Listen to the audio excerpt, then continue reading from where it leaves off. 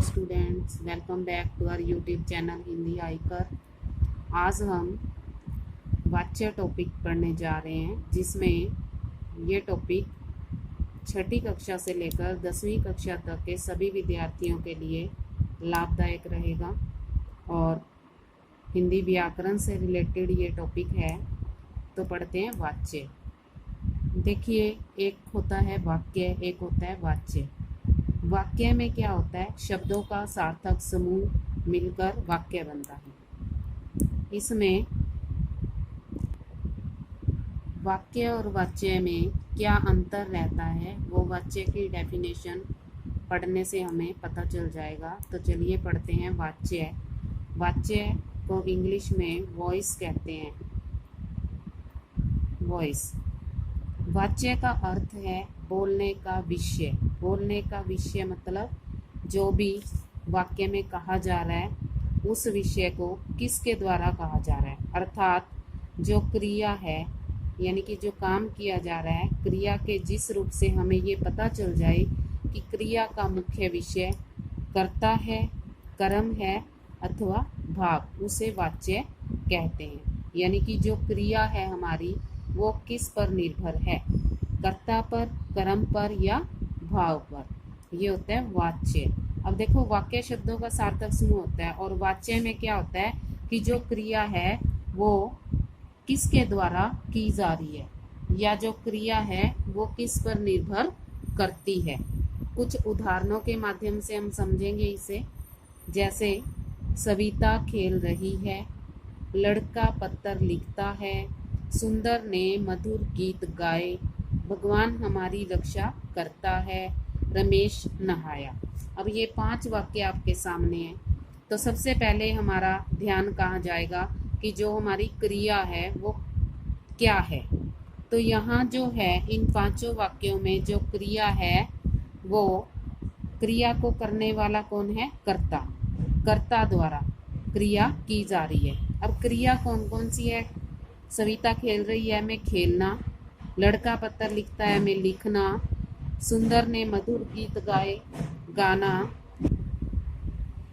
सुंदर ने मधुर गीत गाए में गाना, और भगवान हमारी रक्षा करता है में करना, और रमेश नहाया में नहाना। ये हमारी सारी क्रियाएं हैं।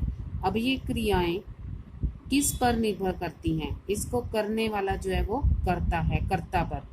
जैसे सविता खेल रही है, खेल कौन रहा है? सविता। लड़का पत्र लिखता है, कौन पत्र लिखता है? लड़का। ये सारे क्या हैं? कर्ता हैं। जैसे सुंदर ने मधुर गीत गाए, गाना किसके द्वारा गीत गाए गए? सुंदर द्वारा। भगवान हमारी रक्षा करता है, करता है में करना क्रिया किसके द्वारा की गई है? भगवान द्वारा। रमेश नहाया, नहाना क्रिया रमेश द्वारा की गई है। कहने का मतलब ये है कि क्रिया का जो मुख्य विषय यहाँ पर क्या है?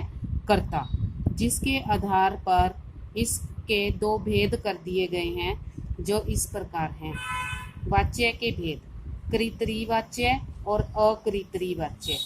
कृतरी वाच्य की परिभाषा में हम पढ़ेंगे कि कृतरी वाच्य किसे कहते हैं, और जो अकृतरी वाच्य है इसके आगे 2 पार्ट हैं, कर्म वाच्य और भाववाच्य।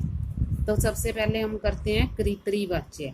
कृतरी वाच्य में क्या होता है? जिन वाक्यों में कर्ता केंद्र होता है, यानी कि मुख्य कर्ता होता है जिन वाक्यों में, उसे कहते हैं कृतरी वाच्य। या मुख्य होता है या फिर जिन वाक्यों की क्रिया कर्ता पर ही निर्भर करती हो, वहाँ कृतरी वाच्य होता है। अब देखो, यहाँ डेफिनेशन से हमें साफ पता चल रहा है कि जो क्रिया है हमारी वो कर्ता पर निर्भर करनी चाहिए। किसमें? कृतरी वाच्य में। अब ये क्या बता रहा है कि कृतरी वाच्य में जो क्रिया है वो कर्मक व अकर्मक दोनों अवस्थाओं में हो सकती है। यानी कि कर्म सहित भी हो सकती है और कर्म के बिना भी हो सकती है। देखिए, उदाहरण के माध्यम से देखते हैं। अमन सोता है, अमन पुस्तक पढ़ता है। अब देखिए, अमन सोता है, यहाँ सोना क्रिया है, इसमें कर्म नहीं है, क्योंकि क्रिया की पहचान, कर्मक अकर्मक की पहचान हम कैसे करते हैं? क्या क्वेश्चन लगाकर, अमन क्या सोता है। तो यहाँ आंसर नहीं आ रहा, तो ये हमारी क्या है? अकर्मक क्रिया। अमन पुस्तक पढ़ता है, ये हमारी क्या है, सकर्मक क्रिया। पुस्तक, अमन क्या पढ़ता है, पुस्तक पढ़ता है। यहाँ आंसर आ रहा है, कर्म क्या है यहाँ पर, पुस्तक, इसीलिए क्या है, सकर्मक क्रिया। यानी कि दोनों डिपेंड किस पे कर रही हैं, दोनों निर्भर किस पे कर रही हैं, कर्ता पर। क्योंकि सो कौन रहा है, अमन, पुस्तक कौन पढ़ रहा है, अमन। तो अमन यहाँ पर क्या है, काम को करने वाला कर्ता। और यहाँ कर्ता प्रधान हो वहाँ कौन सा वाच्य होगा, कर्तृवाच्य। कर्तृवाच्य की पहचान हम कैसे करेंगे। मान लीजिए कुछ उदाहरण हमें दे दिए गए हैं, हमें उसमें से कर्तृवाच्य को पहचानना है, तो उसके लिए कुछ जरूरी जो बातें हैं वो ये हैं कि कर्ता बिना विभक्ति के होता है। कई बार क्या होता है, कर्ता के साथ विभक्ति होती नहीं, विभक्ति मतलब चिन्ह, कारक चिन्ह जो हमारे होते हैं, विभक्ति होती है वो। कर्ता के साथ कई बार विभक्ति होती है, कई बार नहीं होती। अब देखो, कर्ता के साथ ने विभक्ति होती है ज़्यादातर, अगर विभक्ति होती भी है तो वो ने होती है, और कई बार नहीं भी होती। जैसे ऊपर के दोनों उदाहरणों में देख लीजिए, इसमें ने विभक्ति शो नहीं हो रही है, पर हमें पता है, हमें पता चलता है जब हम मीनिंग में समझते हैं कि ने यहाँ पर यूज होगा। जैसे और उदाहरण देखते हैं हम, कुछ विभक्ति के साथ और कुछ विभक्ति के बिना। जैसे छात्र पत्र लिखते हैं, आज घूमने चलें, तो इनमें विभक्ति नहीं है। लड़कों ने स्कूल साफ किया, बालकों ने फुटबॉल खेली। अब यहाँ ने विभक्ति हमें साफ दिखाई दे रही है। अब स्कूल साफ किसने किया, लड़कों ने। फुटबॉल किसने खेली, बालकों ने। यानी कि ये सारा जो वाक्य है हमारा, ये कर्ता पर निर्भर करता है। और जहाँ मुख्य विषय, क्रिया का मुख्य विषय क्या है, कर्ता हो, वहाँ कौन सा वाच्य होगा, कर्तृवाच्य। अकृतृवाच्य, जिन वाक्यों में कर्ता गौण या लुप्त होता है, जिन वाक्यों में कर्ता गौण या लुप्त होता है उसे अकृतृवाच्य कहते हैं। यानी कि जहाँ कर्ता नहीं होता, दिखाई नहीं देता, वहाँ होता है अकृतृवाच्य है, कर्ता होता ही नहीं इसमें। इसमें कर्म और भाव होता है, इसके दो पार्ट हैं, कर्मवाच्य और भाववाच्य।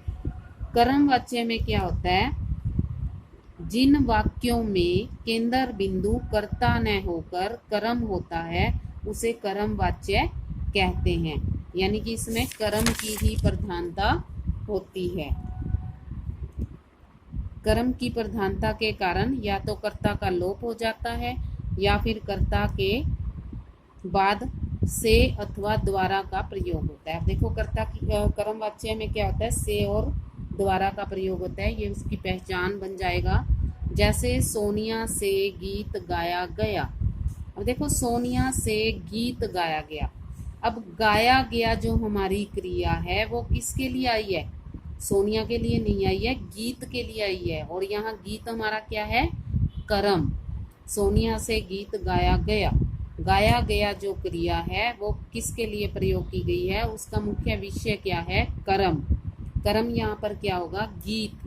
तो सोनिया से गीत गाया गया, ये कर्मवाच्य। पतंग उड़ रही है। अब देखो, पतंग उड़ रही है या पतंग उड़ाई जा रही है। अब देखो, पतंग उड़ रही है। अब उड़ रही है क्या, पतंग, यहाँ कर्म है, यहाँ कर्ता नहीं है कि किसके द्वारा उड़ाई जा रही है, कर्ता तो है ही नहीं इसमें, तो कर्म प्रधान है ये, तो कर्मवाच्य। रोगी को दवाई दे दी गई। अब क्या दे दी गई रोगी को, दवाई। तो दवाई यहाँ पर क्या है, कर्म, कर्मवाच्य का उदाहरण है दवाई। और ये सारा रोगी को दवाई दे दी गई है, दे दी गई है क्रिया किस पर निर्भर कर रही है, दवाई पर, और दवाई यहाँ पर क्या है, कर्म।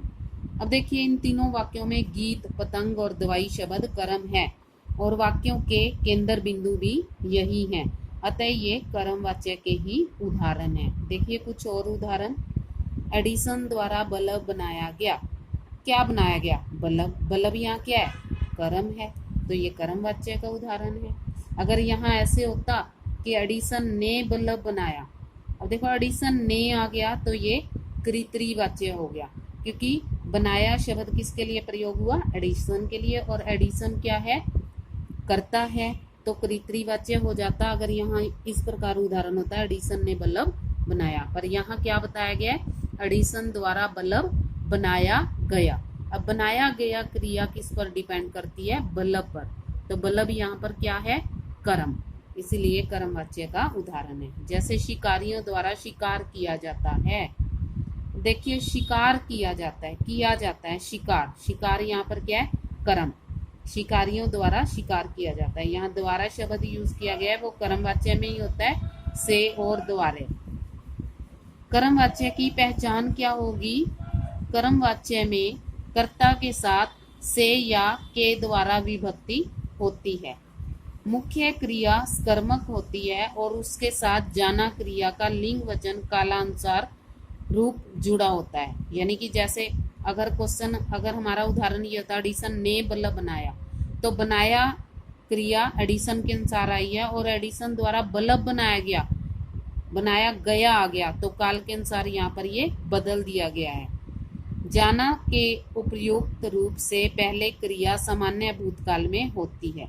यानी कि पहले हमने बोला बनाया, तो ये क्रिया भूतकाल में के सामान्य रूप में कैसे बदल गई, बनाया गया में जा। इस प्रकार ये हमारा कर्मवाच्य था। आगे जो तीसरा भेद है इसका वो है भाववाच्य। जिस वाक्य में कर्ता की प्रधानता न होकर अकर्मक क्रिया का भाव प्रमुख हो उसे भाववाच्य कहते हैं। ऐसे वाक्यों में क्रिया सदा एक वचन, पुल्लिंग, अकर्मक तथा अन्य पुरुष में रहती है। जैसे रवि से चला नहीं जाता, अब मुझसे सहा नहीं जाता। अब देखिए ये भाव हैं हमारे, फीलिंग्स एक तरह की होती हैं, वो किस में आती हैं, भाववाच्य में। जैसे रमेश से नहाया गया, हमसे हंसा नहीं जाता, तो ये सारे भाववाच्य के उदाहरण हैं। भाववाच्य एक बार फिर से देख लीजिए। जिस वाक्य में कर्ता की प्रधानता नहीं होती और क्रिया का भाव ही प्रमुख होता है उसे भाववाच्य कहा जाता है। ऐसे वाक्यों में जो हमारी क्रिया है वो हमेशा एक वचन में होगी, पुल्लिंग में होगी, अकर्मक तथा अन्य पुरुष में रहती है। यानी कि जब दो व्यक्ति आपस में बात करते हैं, आपने सुना होगा उत्तम पुरुष, मध्यम पुरुष और अन्य पुरुष। उत्तम पुरुष वो होता है जो बात कर रहा होता है, मध्यम पुरुष वो होता है जो बात को सुन रहा होता है, और अन्य पुरुष वो होता है जिसकी बात की जा रही है, जो वहां मौजूद नहीं होता। जैसे अगर आप कह रहे हैं रवि से चला नहीं जाता, अब रवि कोई अन्य व्यक्ति है, अब मुझसे सहा नहीं जाता। देखो ये अपनी फीलिंग्स है, अपने बारे में बात कर रहा है वो।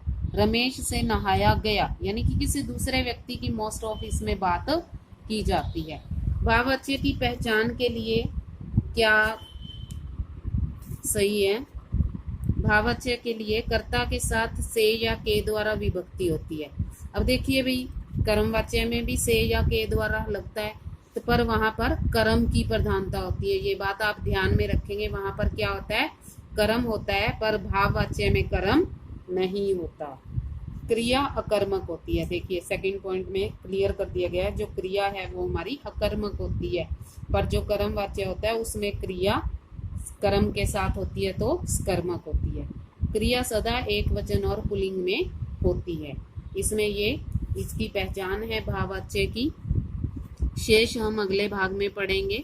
अगर आपको ये वीडियो पसंद आती है तो शेयर करें, लाइक करें और चैनल को सब्सक्राइब करें, और साथ में दिए गए बेल आइकन को अवश्य दबाएं ताकि अगली वीडियो के नोटिफिकेशन आपको जल्दी से जल्दी मिल सके। धन्यवाद।